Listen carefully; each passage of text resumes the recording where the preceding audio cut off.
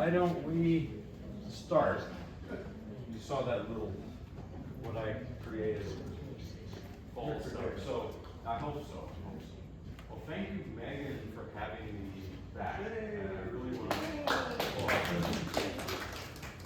It was a lot of fun last time, and I have a few new things, not completely new because it's only been a month, but try to mix it up a little for you. So I do classical piano and also gospel. I'll talk about the history of each piece, background, and so forth. And like last time, I'm still doing this violin project. I will explain what happened again. That I watched some documentaries about Jascha Heifetz, Nathan Milstein, Yehudi Menuhin, the great violinists or fiddle players of the past. And I decided, okay, I'm sick of piano, and I'd like to play violin. So my wife was a musician. She said, yeah, you can do it, but 15 hours a day and 10 to 20 years, you might be decent. I said, well, I don't have that kind of, I don't know, stamina, ability, so forget it. Plan B would be to learn arrangements of violin music on the piano, and that's what I'm continuing to do. Some of these are virtuosic arrangements by the likes of Liszt and Rachmaninoff. I'll play some of those. Some of them are actually originally piano pieces, but you never hear them on the piano, you always hear them on the violin. Go figure. Some of them are vocal pieces, but because I don't sing in German, nonetheless, or French, they're usually played on the violin, or they're sung, and then there's versions for piano. So it's just, it's like literary translation. You have books, I don't know, French literature, Russian literature, Bulgakov or Tolstoy or whoever, and then you have translations into different languages so that we can read it in a different language. And a good translation is not Google Translate. It's not word for word. It's not literal. It takes into account the piano. The violin's range is only that much of the piano. But the arranger is going to use the full range of the instrument. Why not?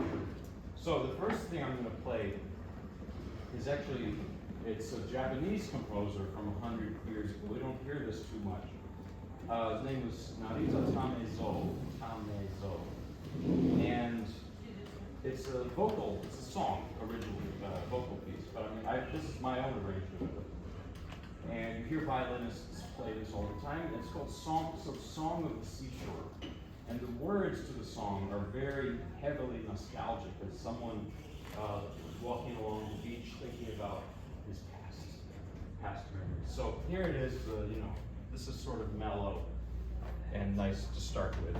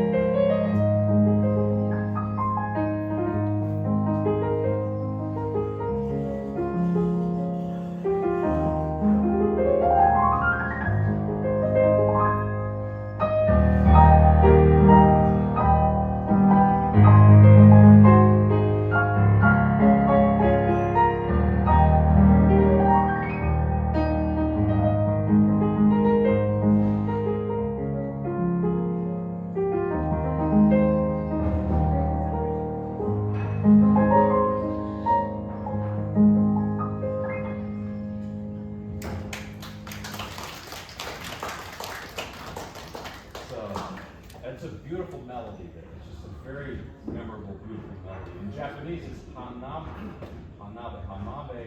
I probably said that wrong. I did say that wrong.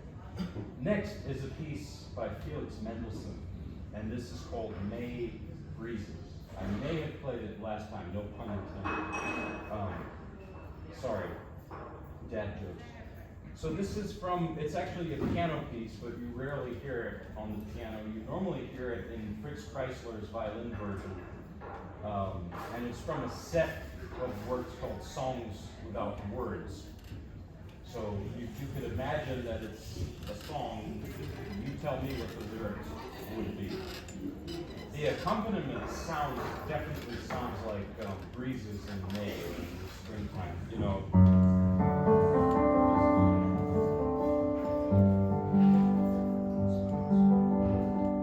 Those arpeggios, they sort of like waft like a slightly humid breeze. Okay, so here's a Mendelssohn, very similar mood to the last one, and then we'll do some crazier stuff. Okay.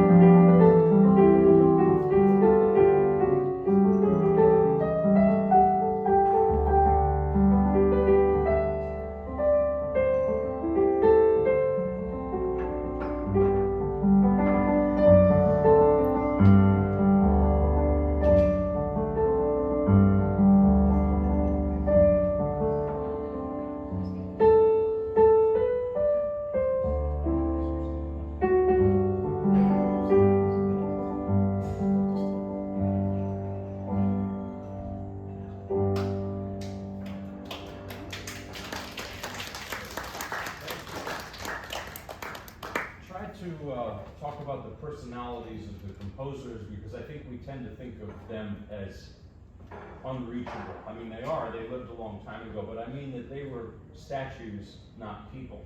Well, that's not true. Mendelssohn sadly did not live very long. I think he died at 38 or 39 or something.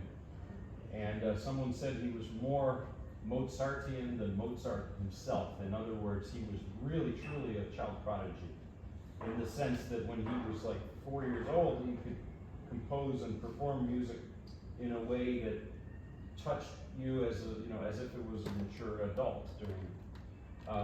Mozart turns out a lot of his, and I don't mean Mozart's the best. He's incredible, not to diminish him, but his dad Leopold wrote a lot of his early stuff. Or at least helped heavily. But Mendelssohn, not so much. Mendelssohn was truly, and that piece shows this sincerity of Mendelssohn. I think he wore his heart on his sleeve, so to speak. So next I'm going to play Gavotte by Bach, Johann Sebastian Bach. It's originally for violin solo from the third partita. Gavotte in the form of a rondo.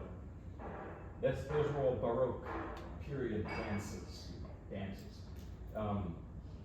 Tell you a little bit about Bach. Maybe I'll share share some scandalous things about him. Not really, but Bach, of course, was one of the great composers, but in his lifetime he was virtually unknown. He was a humble church musician, and he taught Sunday school as well, deeply religious, And but he had a temper.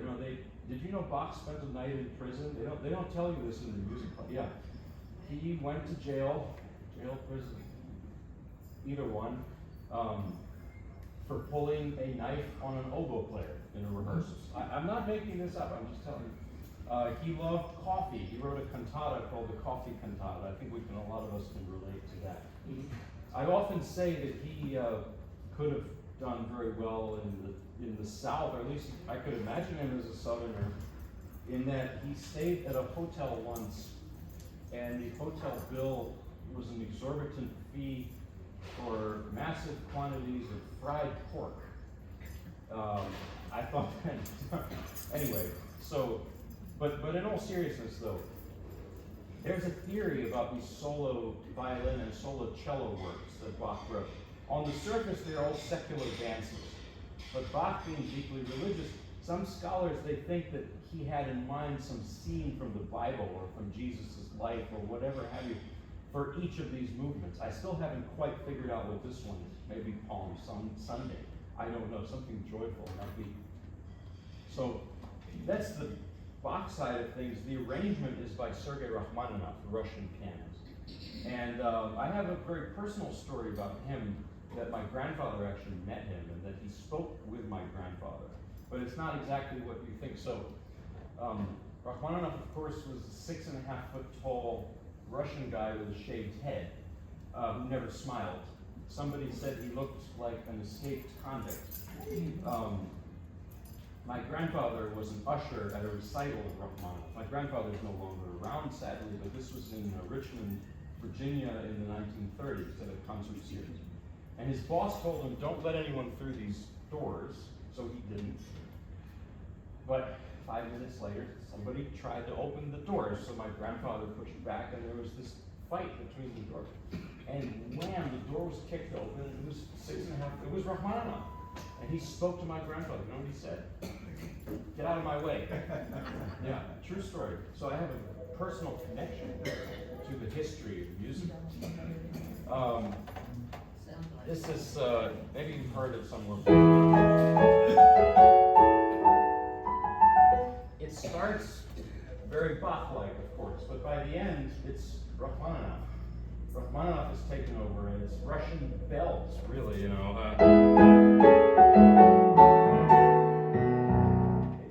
transformed into Russian music, I think. That's how I see it. So here it is, Bach, Rachmaninoff, Gavotte.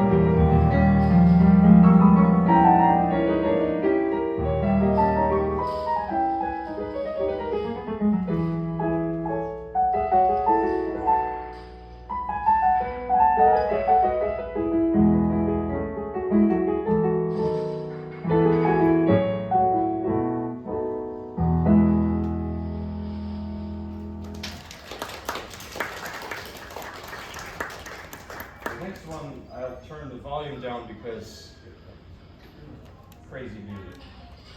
So now I'm going to play three. I think I did these last time, but maybe I can do it differently this time. I try to play things differently each time. The Paganini etudes or studies of Franz Liszt, and I'm playing the Ferruccio Busoni's version because Busoni decided to add even more to it. Why not? Now, Paganini was, of course, a revolutionary violinist at the turn of the 19th century, late 18th century, early 19th century. He was Italian, and he was quite controversial, actually, at the time. He was probably more like a rock star today, a controversial one. And even the way he looked, he had this very thin, narrow face. Actually, as a matter of fact, yesterday was his birthday, so I was thinking about him a bit. So Paganini, you know, he swept through Europe as this touring violinist. His style is uniquely his own. You know, it comes from no historical precedent, really. I mean, sort of, but he was like a force of nature. Someone called him like the Big Bang in music, you know. And he influenced so many people after. You could say that romanticism in music comes from Paganini and Beethoven and Berlioz. Paganini especially was a big player in that. So the young Franz Liszt was living in Paris in his 20s, and he was kind of a jaded young man and not really doing a whole lot. He was stuck, actually, in his life. He was quite depressed. And he heard Paganini perform, and this just shook him to his core. He locked himself in a room to practice incessantly for years, 3 or 4 years, while reading books. That's another. He would practice while reading Shakespeare and Dante and Goethe.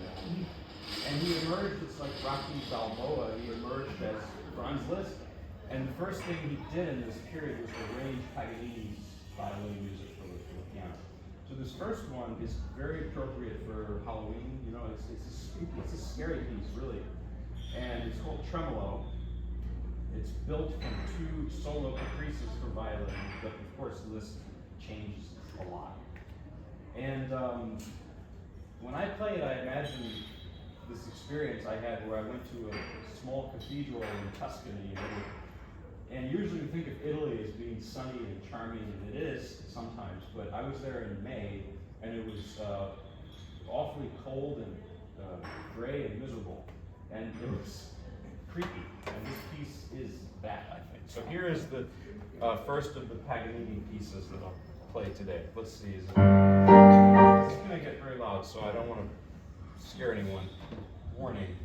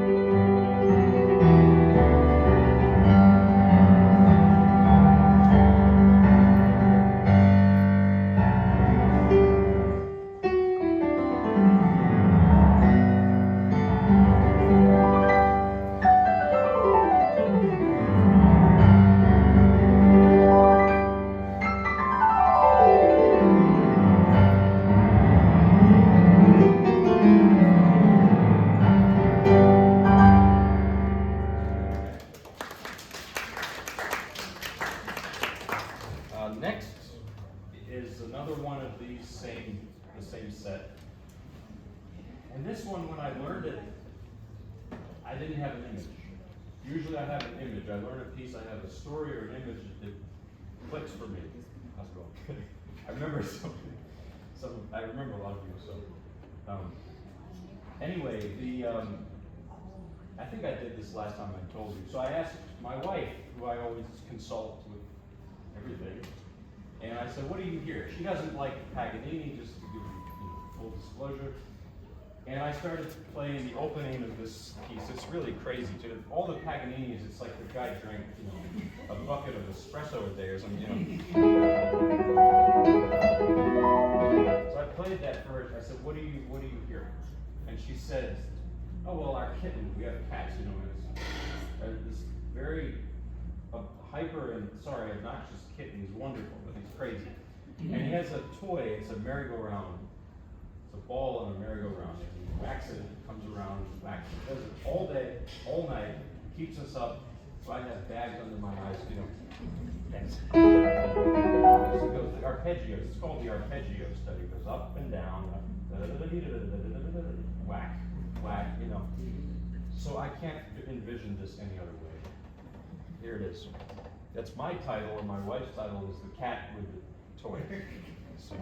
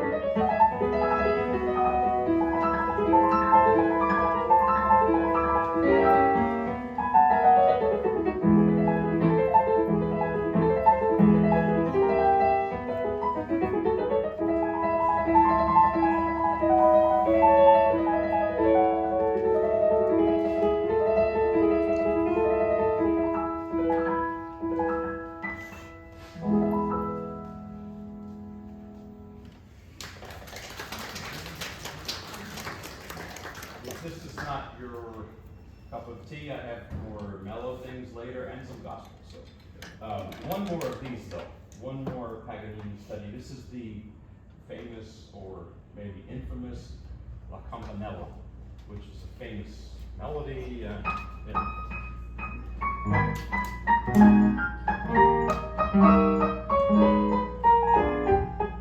Which is from the last movement of Paganini's second violin concerto. Now, campanella means little bell, and you can hear that constant up here, up in this register. And I don't know why the animal analogies, but I imagine maybe a fly or a mosquito buzzing here at some end. There's that too. So Paganini, was not only, I think that a big ingredient of his style is humor and wit. And it's not necessarily like a ha-ha, laugh out loud sort of humor, but it's a caustic, sarcastic humor. You hear it in this piece, definitely. This is quite changed from the original list. I mean, Paganini, what am I saying? And then the Busoni version is quite different from Liszt's version. So if you know the Liszt version, this is quite changed. So if this is Busoni's version of Liszt's version of Paganini, it gets confusing, but that's what it is.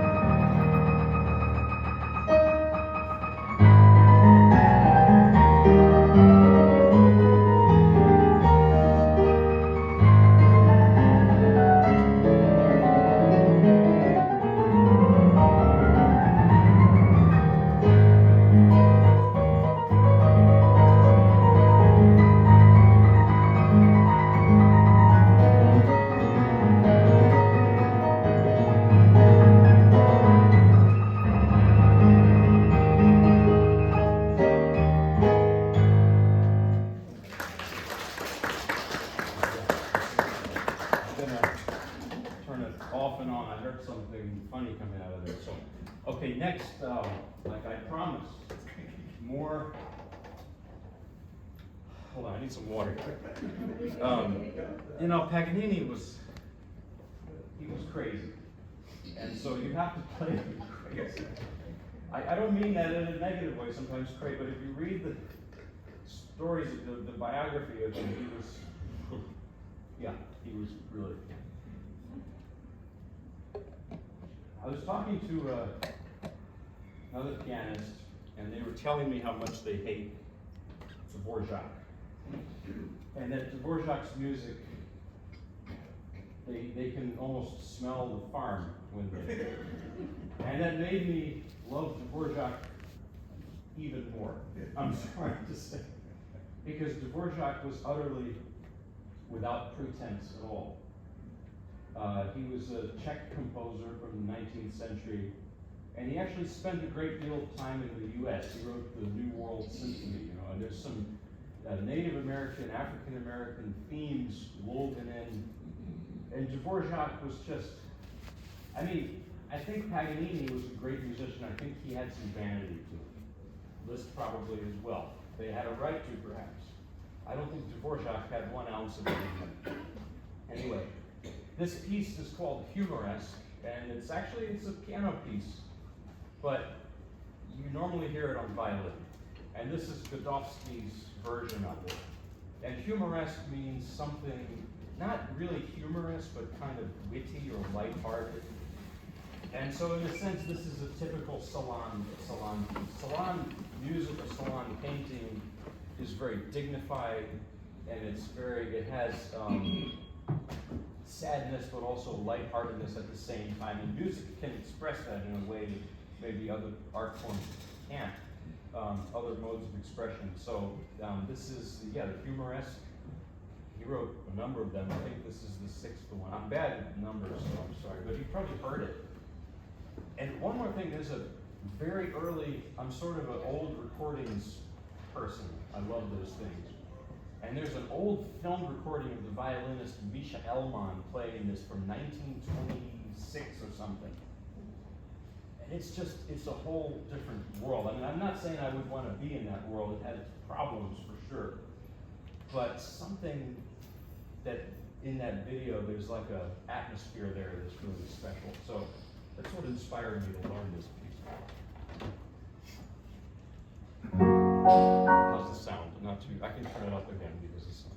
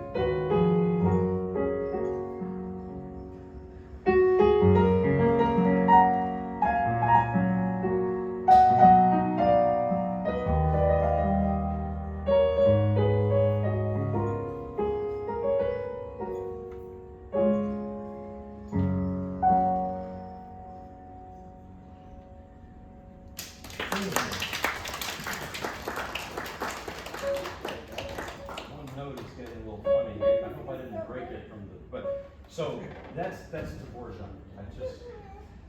It's just so lovely.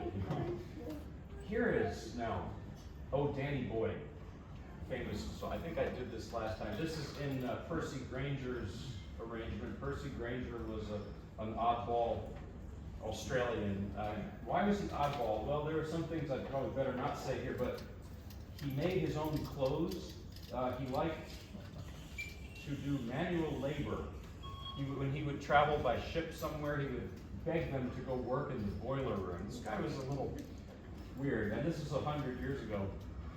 Also, he was Australian, I mentioned. He would backpack from city to city in Australia, camping. I don't know, I guess he did it in practice, I don't know. And he would just show up to the next concert hall 5 minutes before with his, backpack, and just show up and put it next to the piano and perform. So this is his version of Oh Danny Boy, which is also a hymn called He Looked Beyond My Fault, with different words, same melody. But the lyrics of Oh Danny Boy are somewhat of an enigma, but they're probably about a father singing to his son who's going off to fight in the First World War. So it's very powerful, very sad lyrics. So here it is, the Oh Danny Boy by, well, it's a folk tune, but arranged here for piano by Percy Granger.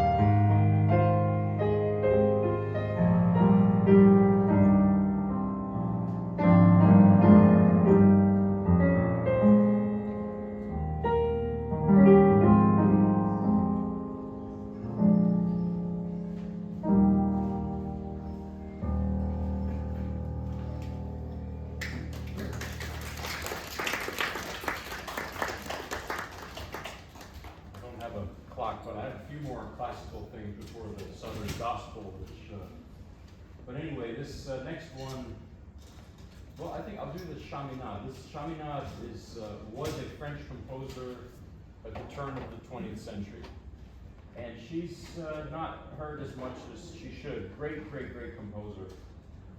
And this is a piece called Serenade Espagnole. She wrote a Chanson Espagnole, the same piece, for voice. And then Fritz Kreisler arranged it for violin. And then she noted how successful it was on violin. and made her own version for the piano, which is what I'm going to play now. So, and it's very, well, French composers love Spanish music because, I mean, Spain is right there. But think of Carmen by Bizet. I mean, you don't get more Spanish than that, but it's by a French guy. So there's that. Debussy wrote several Spanish-themed pieces, although he never went to Spain. Well, he was at a port in Catalonia for like an hour, but that's beside the point. He never really went to Spain. But anyway, this is Chaminade's Serenade Espagnole. You hear the flamenco guitar influence in this. So.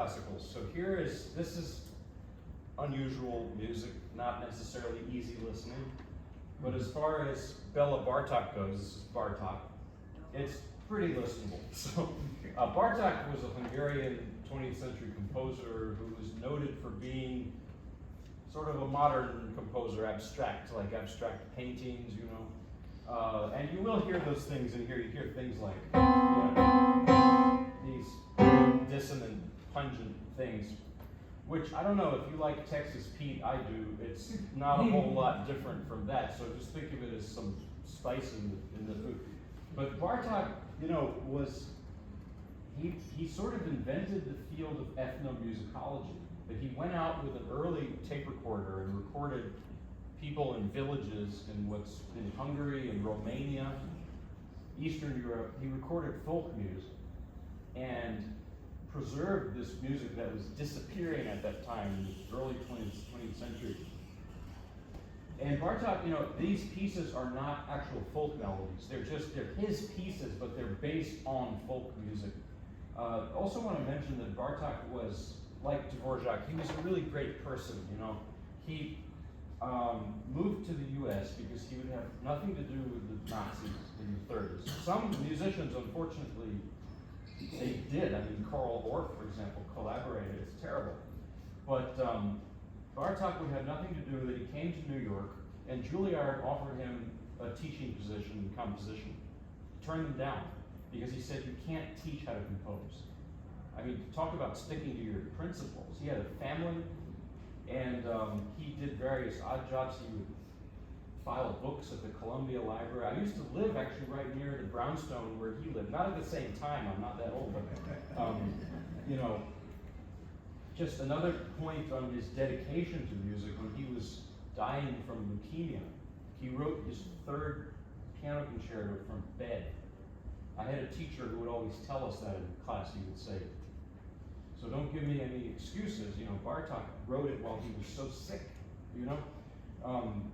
And Bartok also, being an immigrant and everything, I'll point out his son, Peter, was a war hero in the Second World War. He fought for this country. He was a decorated veteran of Iwo Jima, which I think is just incredible. So anyway, these pieces are called Romanian folk dances, and you often hear them on the violin too.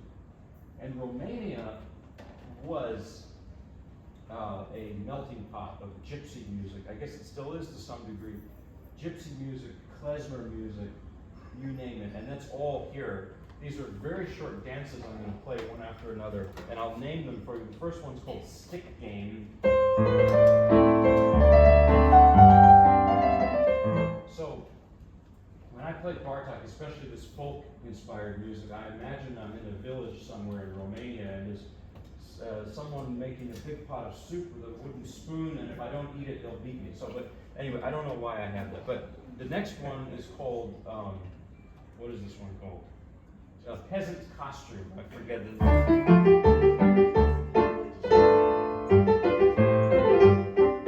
The next one is perfect for Halloween. Actually, speaking of Halloween, Frankenstein was from Transylvania, right? It's Romania. It's kind of the same part of the world, so I guess it's... This one is called Standing Still. And when I play it, I imagine that my head should start turning slowly.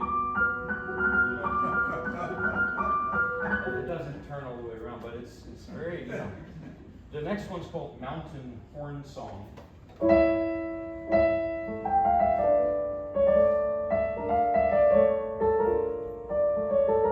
hear the klezmer influence?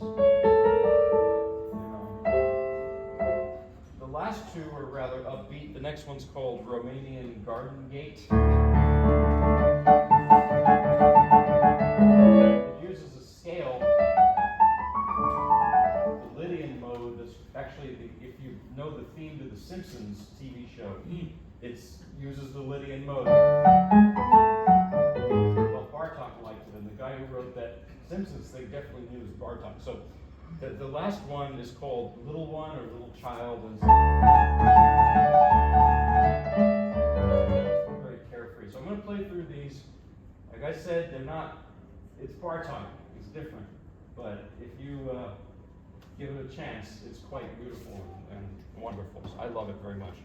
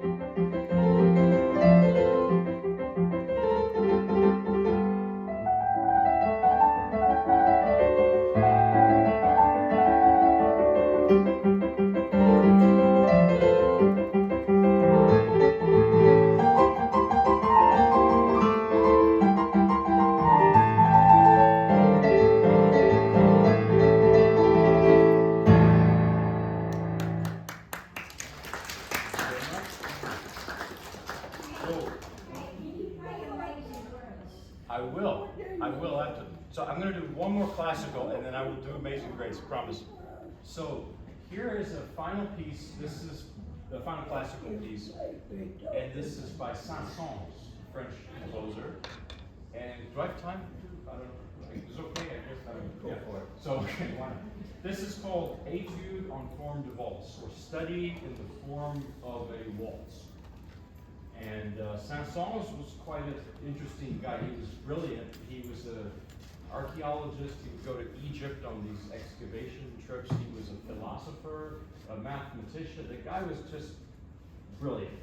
So this piece is, I think it's comical in a good way. I mean, it's humorous. And it would be the perfect music for a silent film or a Bugs Bunny or Tom and Jerry. It just has that feeling to it because it's almost caricature-like in its humor. It takes the 19th century salon idea and it makes a caricature of it in a brilliant sort of way. So I'm going to play this, and then I will play Amazing Grace for you and a few more gospels. I promise. All right. All right.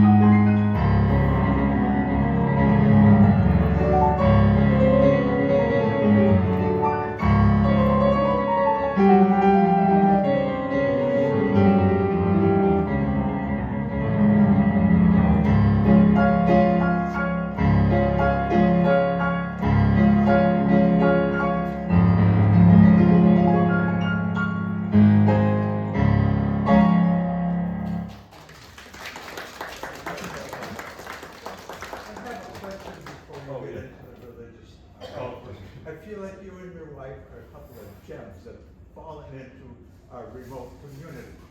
Well, I mean, we've been here, this is a gem of the community, So.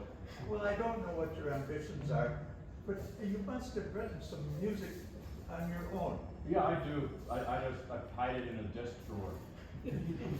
I wish that next time you would come, you bring one of those. I'll do it. I'll try to bring we used to do a lot of duets, and now we have kids, so when she's with the kids, I'm out doing music. When she's out doing music, I'm with the kids, so.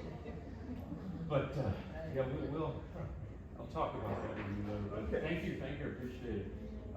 But really, it's a real joy to play for all of you, and yeah, so I'm going to play Amazing Grace, a couple more gospels with some improv, I usually do, and then we'll call it a day. Thanks to Megan, I think I'm overstaying my hour here, but when it's like, well,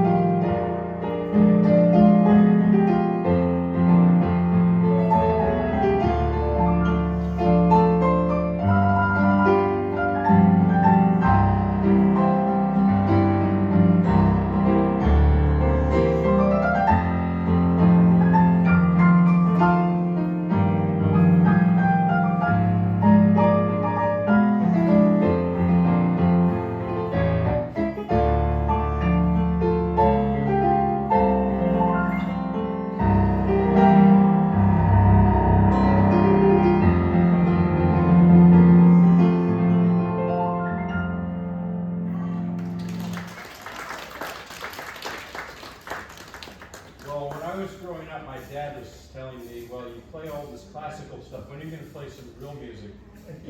Like Johnny Cash and Willie Nelson and Chris Christopherson. Well, as my dad, he's told me, I love both kinds of music, country and western. So this is Why Me, Lord by Chris Christopherson. And, yeah. Yep.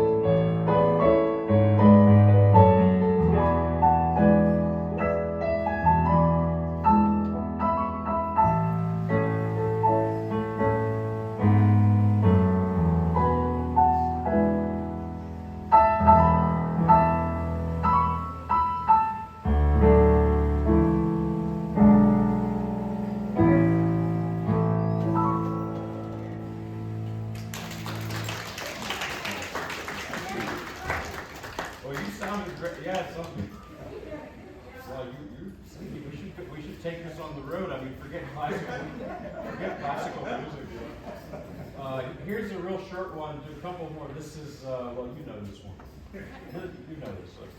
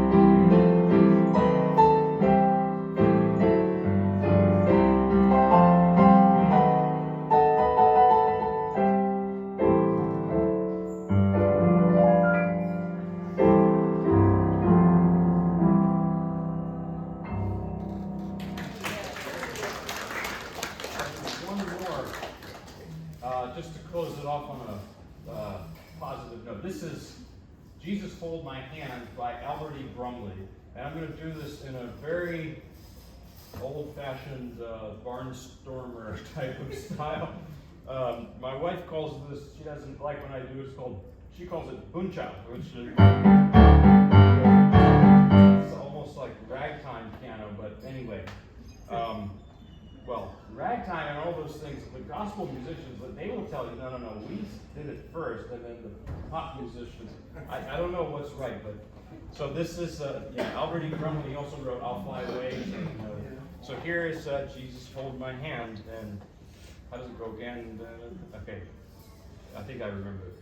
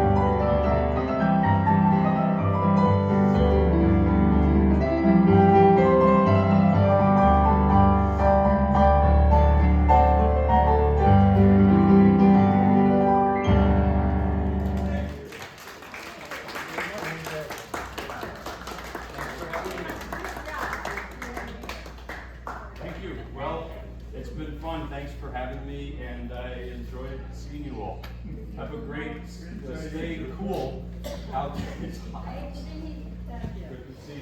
Thank you. Well, this will work out. What do you want to hear? You want to hear gospel? One more. Well, what do you like? Here you go. I mean, you want something upbeat or something more? You want upbeat? Okay. Well, the jury has spoken. Just a closer walk with you. Like okay. They made me do more. I'm sorry. I mean, okay.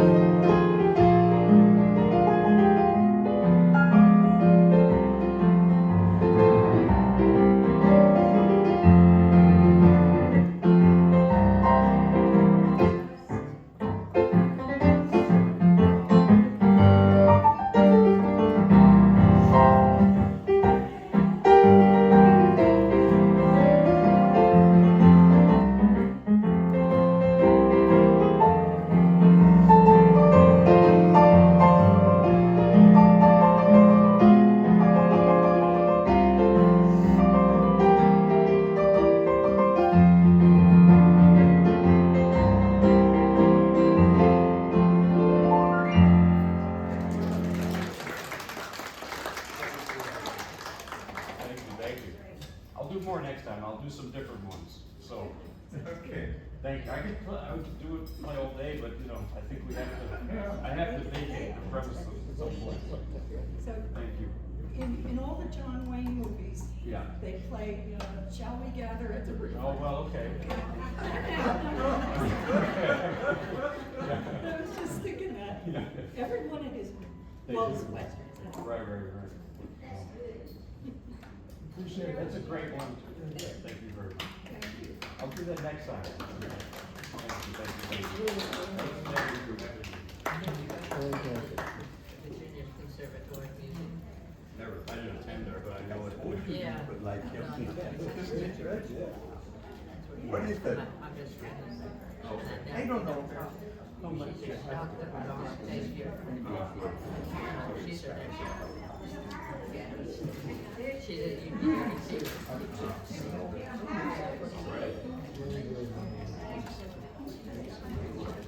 Anyway, I'm glad you came.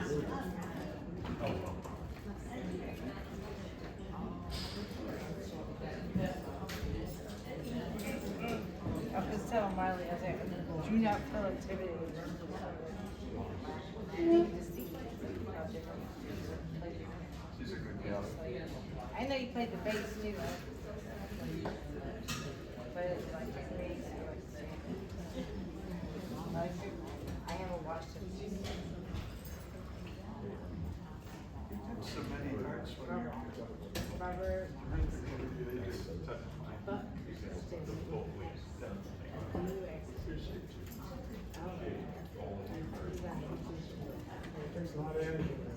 Yeah. You gotta drink that coffee.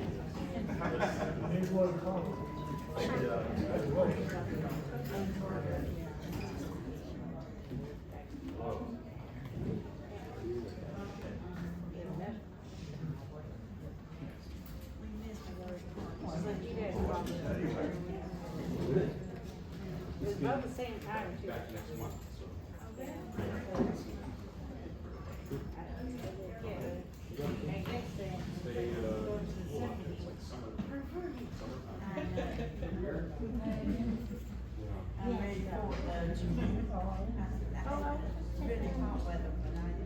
song?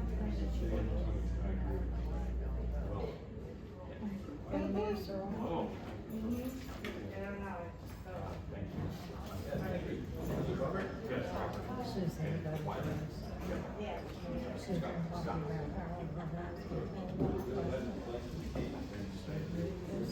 You live in Burlington or Grant? I live in Memphis. Thank you.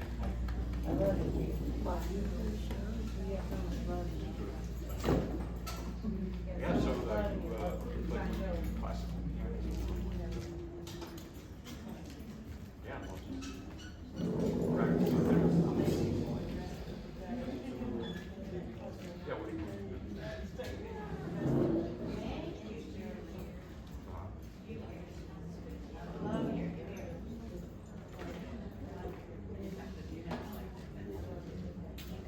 Okay. Wow. Bach is the hardest.